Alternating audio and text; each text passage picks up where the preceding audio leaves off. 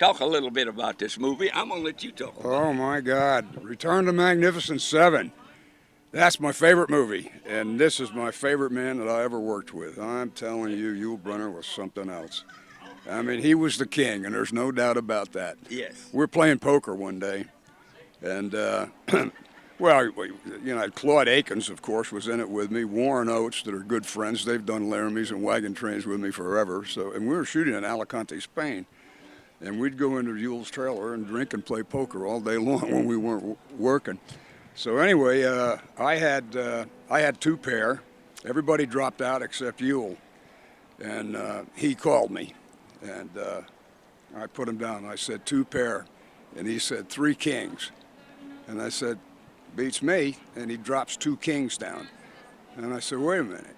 I said, that's only two kings, and he says, three. This one, and this one. I love it. Yeah, he was. But That's the Yule's humor. Yeah. He was great. So No, I won the pot, but that was Yule. Yeah. Well, when I met him, I had never met him before, and the assistant director took me up to his trailer, and he was sitting in a makeup chair getting made up. Door was open, the mirror's here, and he's sitting there getting made up, and he can see the assistant director and I walking from behind, coming all this way up to his trailer, and the assistant director knocks on his door and he says, Mr. Brynner, he says, this is Robert Fuller, who's playing the part of Vin. And everybody knew that he did not get along with Steve McQueen. Yeah, world knew it. The world knew it. And here I am playing the Steve McQueen part, Vin, and I'm thinking, my God, is he going to, associate me with, not like, yeah.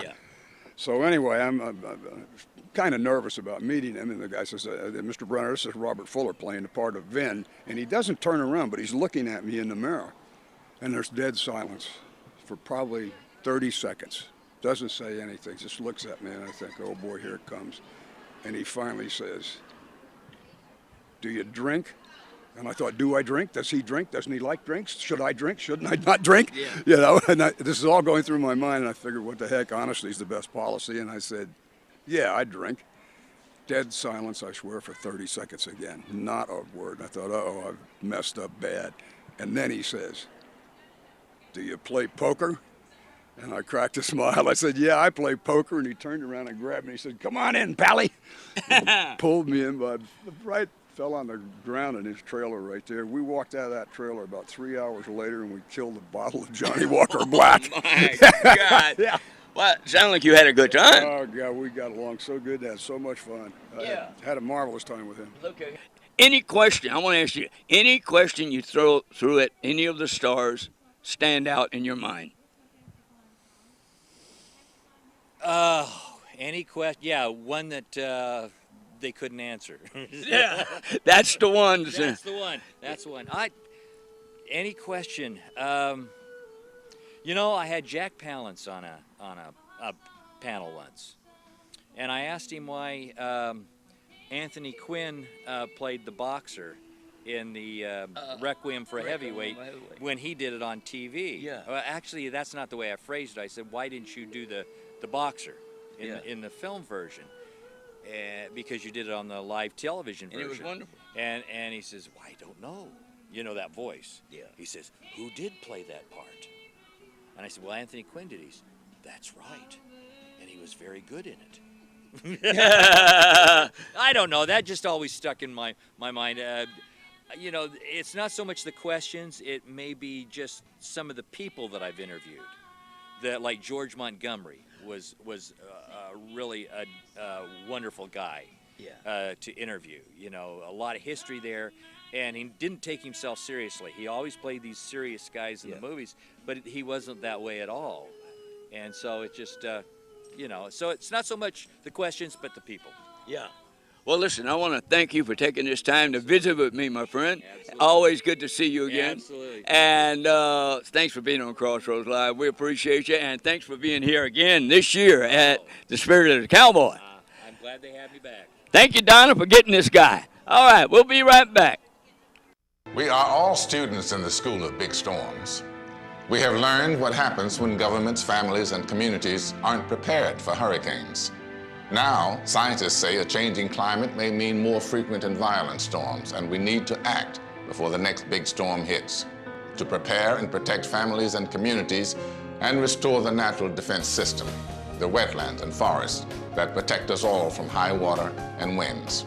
Together we can do it. Learn how. I know it's Christmas time and all, but my brother Charlie Pride recorded this song on one of his albums, a Christmas album, and it happens to be one of my favorite songs.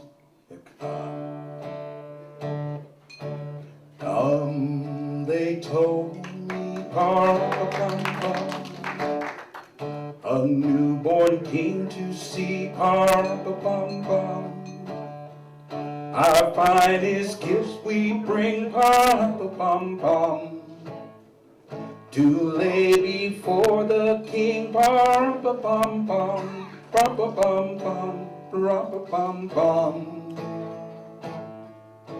so to honor him, when we come, little baby, I am a poor boy too, I have no gifts to bring, that's fit to give a king,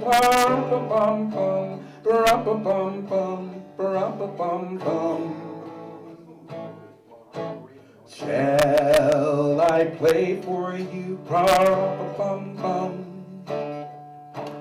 on my drum? Mary nodded, the ox and lamb kept time, I played my drums for him, I played my best for him, so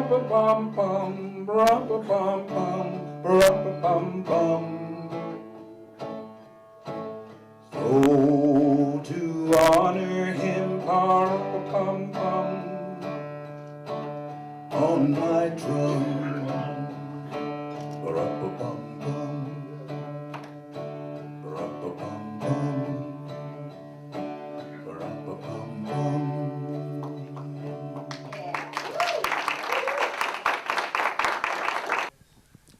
We're going to go to lunch one day, and we're going to have some time. And they had great seafood restaurants out there at Malibu, and we were working in Santa Monica. So I said, Chuck, why don't we go up the road, up the coast, and have lunch at that seafood place? Yeah, let's do it. I said, okay. I said, it's a beautiful day. Let's take my motorcycle. And I said, is that okay with you? Yeah, no problem. I said, okay, hop on behind me. And this thing was a rocket. So I thought, I'm really going to impress him. And I said, Chuck, don't, put your arms around me when we take off. I said, because this thing can fly. And like I had no control over it, as if it were going to fly by itself. So I cranked the thing up, and he doesn't have his arms around me. And so I thought, okay, man, he's going to roll off the back of this thing. So I rev it up, put it in gear, rev it up, and I dropped the clutch. Wah! We don't go anywhere. The bike is not moving. I thought, good Lord, what has happened to my motorcycle? I look back, and there's Chuck sitting behind me grinning, and he has both feet on the ground, and he had lifted the rear wheel off the pavement. It's going That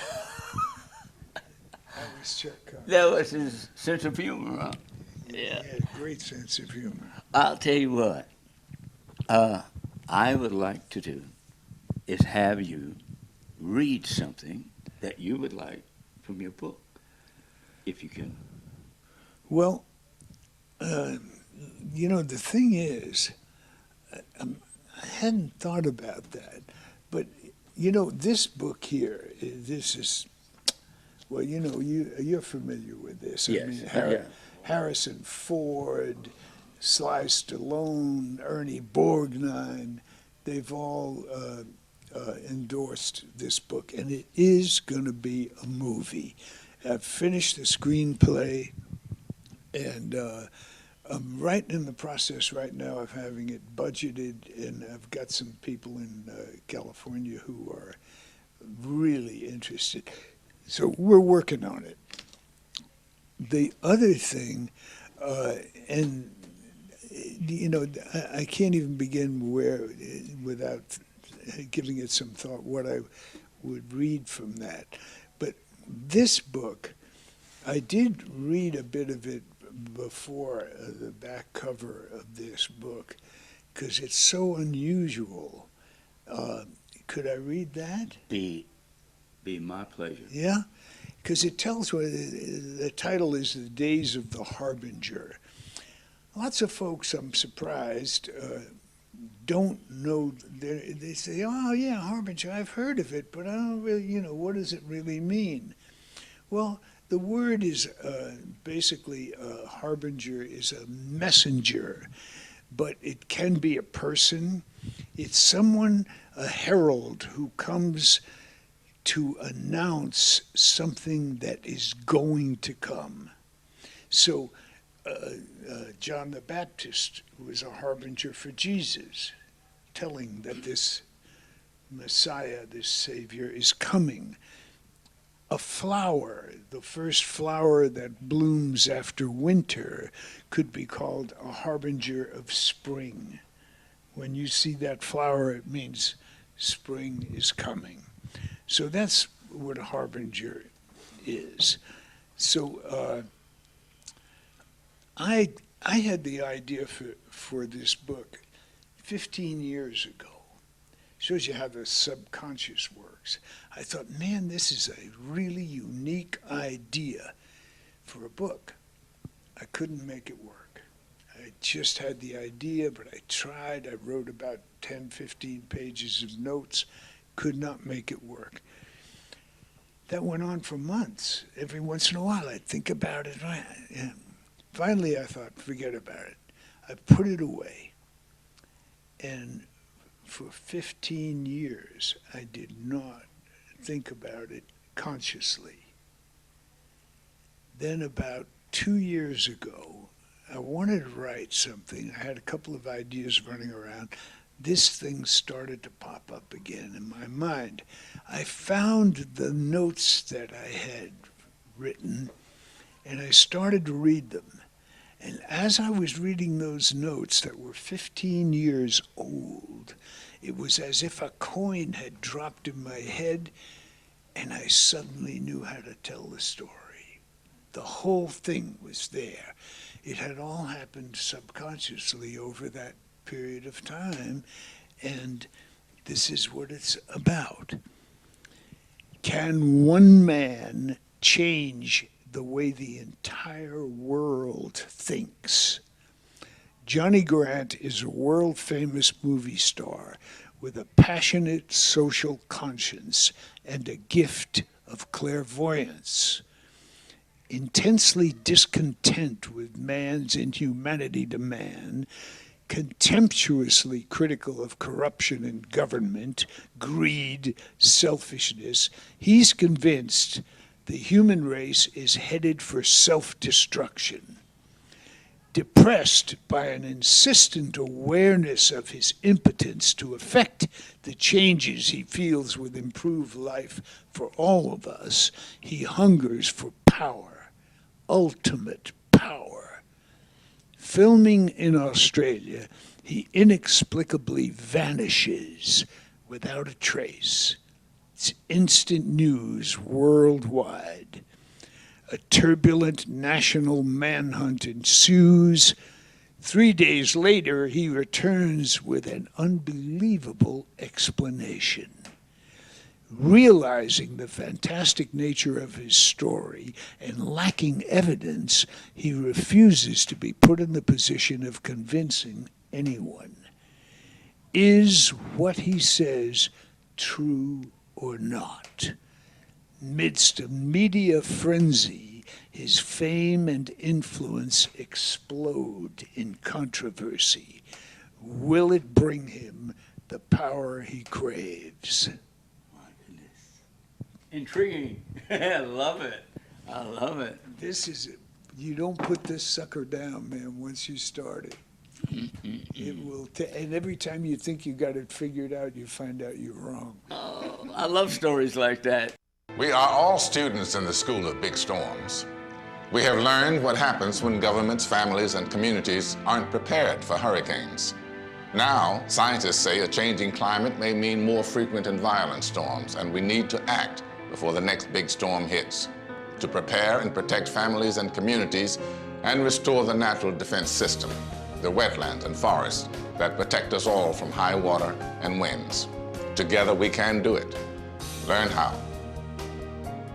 You gave one of the funniest lines on this show. I did. You did, that I ever heard.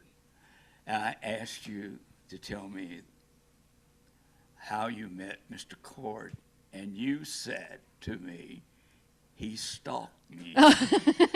You remember that? Yes, now I I was paying do. attention. Can you tell? I'm impressed. And you said that he stalked me. You want to just quickly recap that little story Yeah, for the sure, folks? sure. Well, I was working for a horse trainer out in Los Angeles, and across the street was the barn where Alex kept his horses. And unbeknownst to me, at one point, he apparently spotted me out there walking horses, and he liked the way I walked. But he was a little concerned as to, how the rest would show up close.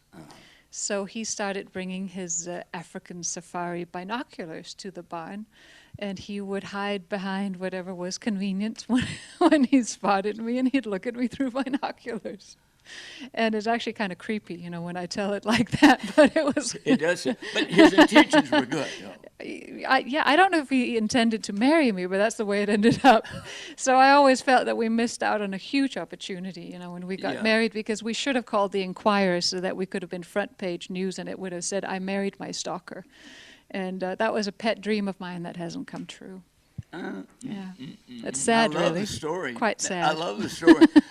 So anyway, you want to read a little portion from your book? I'd love to. Oh, I'd love to have it. You want me to I'd hold the love to. microphone, or Oh, no, can I you do it think that way? I can manage, yes.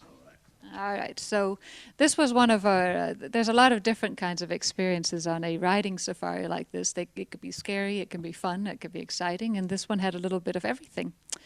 And I call this little piece The Crossing. We haven't been in the saddle but 5 minutes, just long enough to get comfortable, if not familiar, with horses we have just met, when we're face to face with the Mara River, swollen with rain, hippos, and all that might lurk in its muddy waters.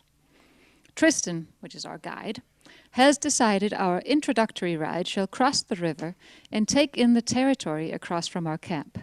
There are a lot of big eyes and gulping Adam apples after this announcement, but we all follow meekly, trustingly. After all, he has been doing this a long time and knows his rivers and horses, even if we do not. We pause at the bank of the rushing river, Tristan calmly surveying the landscape. He gives us the lowdown on how to navigate the water, the do's and don'ts. Then, "Oh, look," he says happily, and points to the opposite bank where we are headed. A 10-foot crocodile is sunning itself on the muddy bank. "That's where we're going. Just aim for the crocodile." He grins a wicked grin and plunges into the river. This man sure knows how to break the ice. He pauses to survey the scene once more, water lapping at his mare's knees. The riders behind him hesitate. "What about the crocodile?" someone asks in a small voice. "Oh, don't worry about the croc," says Tristan confidently. "I can't see him now." Sure enough, the croc has vanished. "Gone where?" asks the little voice. Tristan doesn't answer. He aims his horse for the opposite shore. I giggle. I can't help it. I am feeling ridiculously calm and trusting. If Tristan says, somewhere I recognize my folly, this blind trust. But what the hell? When in Africa. I ride in, rehearsing the instructions. Lots of right rein, left leg. Don't be swept down river into the pod of hippos. They don't take kindly to pod crashers. Hang on to neck straps so we don't abuse the mouth of our horse if he starts leaping through water. Try not to fall off if he does, and if we do, hang on to our horse, but not his mouth, at all cost. That kind of thing. I love it. Thank you. Thank you. All right. And these books can be picked up on Amazon And Blurb. all right. So what I want to say is thank you so much Thank for you. taking this time to spend with us, read from your book, tell your wonderful stories, and gosh, you've been on quite a journey, lady. I have. Thank you very much. Very much. And I really appreciate you and your husband. Thank Mr. you for having Corey. us. All right. Thank you so much. And we'll see you later at the Crossroads, and we'll be right back. This is Currency of the Heart. Am I saying that correctly? Yep. Currency of the Heart. Well, they tease me because I'm from Louisiana. They think I can't read. So tell us a little bit about this book. Well, this is book one in the Secrets on Sterling Street series from Whitaker House. All these books, by the way, are from Whitaker House. And Whitaker, the book's not even due out until January. This is how nice these people are. They knew I was coming here and I wanted to show off the book. And they made me this cover in 3 days' time. Wow. So inside there is somebody else's book just to beef it up a little bit. But it's a story of, it's the gold rush time and the silver gold, both of those eras. So it's Denver, set in Denver this time, in 1888, which is the year my grandfather was born. So I thought that was kind of a little tribute to him, as to do the research and find out all the things I could about Denver. And it was a pretty wild and crazy place. I would not want to, I've been to Denver, I like Denver, but I loved Denver. wouldn't have wanted to live there then, because it was wild and crazy and very scary and dangerous. So this gal, the heroine of this book, is a widow. And she starts out very, what is the word to use? She's very into material things. And she's more interested in what people think of her, because when her husband was alive, they had a lot of money. They lived in a big house. And her big secret is that she's living in this house as a widow with nothing, because her husband gambled and she didn't know it till after he was dead. And so now she has all these bills to pay. So little by little, she's selling off furniture and selling all her pretty dresses and all of her jewelry that he bought her from Europe. And she's faking it, 100% faking it. And then her house burns down. So she doesn't have to fake it anymore. And the hero comes to her rescue and says, well, as a matter of fact, the lady who runs my house, of course, he's a big rancher in Denver, outside of Denver, and he says she needs help because she broke her leg. So she goes to work real hard, taking care of ranchers and ranch hands, and beating rugs with a rug beater and stuff. And her life is completely turned around and different. She realizes she likes this better than when she was a rich lady, Really? living in the mansion. So, and the story progresses so that she realizes the true value of things, and it's not things; it's the people that she's meeting. Yeah, it's the people we meet. You're right. Yeah. And the hero, of course, It's is people. the most valuable person. Yeah. So, All right. yeah. So that'll be the first in that series, and the other books will be set in the same area with some of crossover characters, just like in the Yeah. Lone Star Legends series. Yeah. And So your characters live on from one book to another. they do, but like I said, you don't have to buy all three. I've always felt guilty about writing a book and forcing readers to buy 3 books. If they can afford one, I'm happy they buy one. Right. If they want to buy all 3, I'm happy about that too. Yeah. But I'm more concerned if they get one that they'll enjoy. And all of these, well, this one hasn't been out yet, but these have all won awards and got really good reviews. And that one is optioned for a TV movie. Oh, So wonderful. we'll see what happens. If they come Yeah. up with the money, that's always the thing. I've got 5, Yeah, right. 5 are optioned. And you know how it is. It's all about the money. It's all about the money. Oh, it's all Yep. about the money. You're now Dasher and Dancer and Prancer and Vixen, Comet and Cupid and Donner and Blitzen. But do you recall the most famous reindeer of all?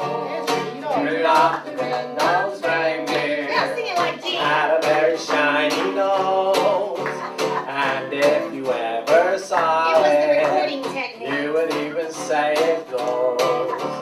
All of the other Now sing it like Patsy reindeer, Montana used to laugh and call him names. They never meant for Rudolph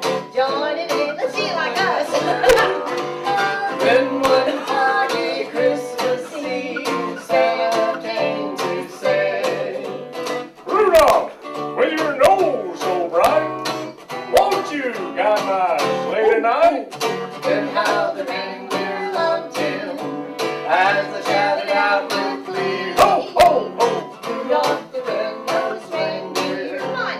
You've been Steven, having you his come join us. story. Come on, Steven, up here. And we also need Mike. Come on, Mike, Shirley. Right here, We're going to pick it up all the here. singers are going Sing to it sing. Here we together. go. To George. Y'all sing along. Here we go. Come on forward. Oh, Rudolph the red-nosed reindeer had a very shiny nose, and if you ever saw it, you would even say it glows. All of the other reindeer used to laugh and call him names. They never let poor Rudolph join the reindeer game. Then one foggy Christmas Eve, Santa came to say, Rudolph, with your nose so bright, won't you guide my sleigh? And how the reindeer loved him as they shouted out with glee. Rudolph the red-nosed reindeer, you'll go down in history. You'll go down in history.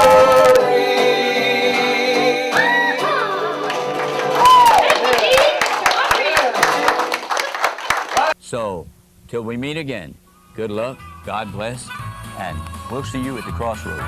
Let's go then.